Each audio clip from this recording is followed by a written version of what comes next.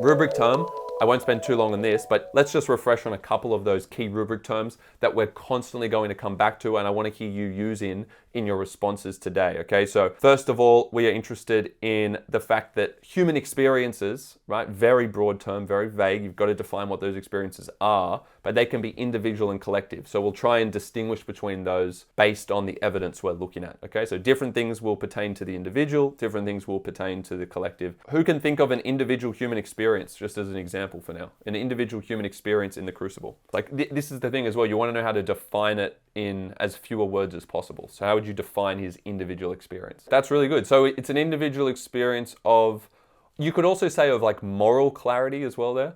So individual experience of moral clarity as he defends his integrity over his life, right? He actually says, does everyone remember at the end, because Proctor basically chooses the path to death, there's a moment where the characters, I think it's Elizabeth speaking to Hale, and Hale says, life is the most precious gift. And she goes, that's the devil's argument, right? Because Proctor understands that in this situation of hysteria and injustice, that actually life's not the most important thing. It's the legacy you leave. So him leaving with moral integrity, with a basic preservation of truth, because he doesn't want to lie about witchcraft, right, is the ultimate goal. So that's what he's able to do there to kind of try and restore order. But that's how the play finishes, obviously. So yeah, that's a good example of individual human experience. What about earlier on in the play at the start? Like, let's establish the problem with this society in Salem. Remember, we're in the town of Salem. It's set in the late 1600s. So that's called the late 17th century. 1692 to 93. In real life, this was, by the way. So to them, it was very real as a communist would be real to someone in the 1950s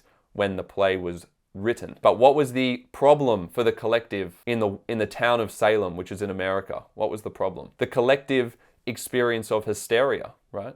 And of fear. Now, what does fear and hysteria, what do those two things lead to, which is problematic? So that leads to an experience of conformity. And why is conformity a problem? So I'm just following the chain of causation here to the different human experiences.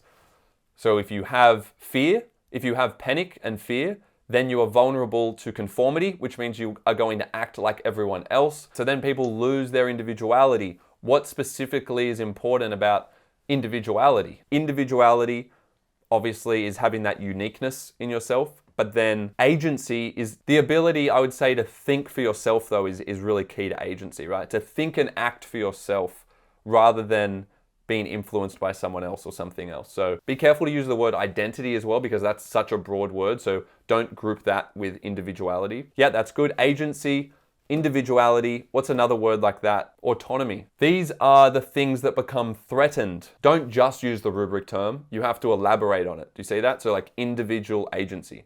You've still got to attach another word that's more specific to it. Okay, so good. So we kind of understand the problem with society is fear, which leads to conformity, which threatens individuality, which means what? We can probably go a couple steps further. Yes, there's a loss of purpose, although maybe your purpose is what the state tells you the purpose is. Like maybe there's a group purpose.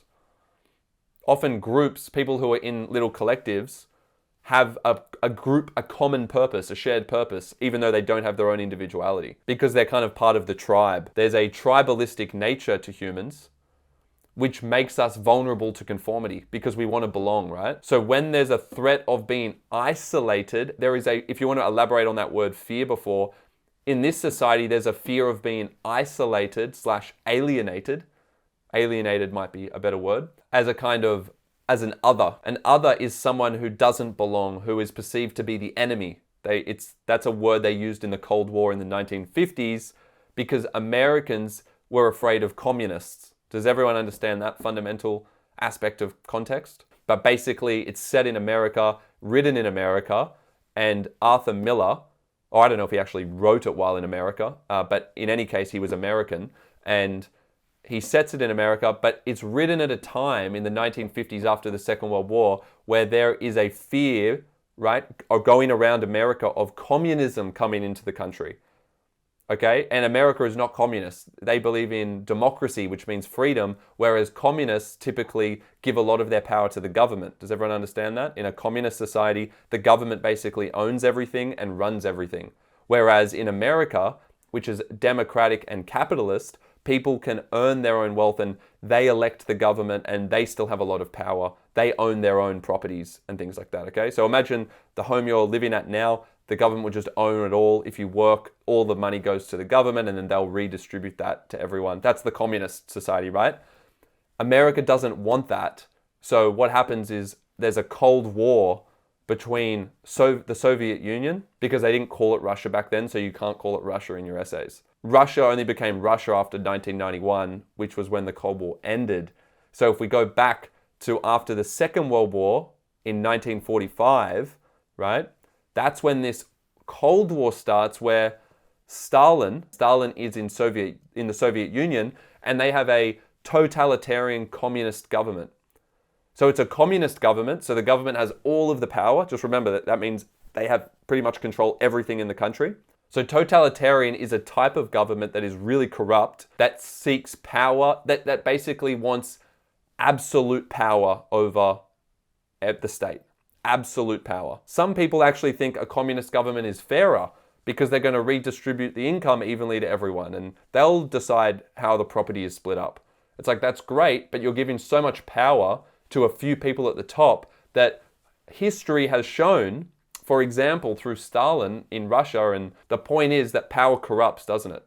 Power corrupts people and then they exploit it. So that's what America is afraid of. That's why they're afraid of communism, because it's corruptible. Cool. So in terms of human qualities and emotions in the rubric, what are some key ones that we've already spoken about? But whenever we talk about fear in the play, what I need everyone to be doing is thinking about how that relates to fear in real life. So does everyone understand that the play is set in the late 1600s, so late 17th century, but it's actually reflective of Arthur Miller's time, Arthur Miller being the playwright who wrote The Crucible. He's living through 1950s America.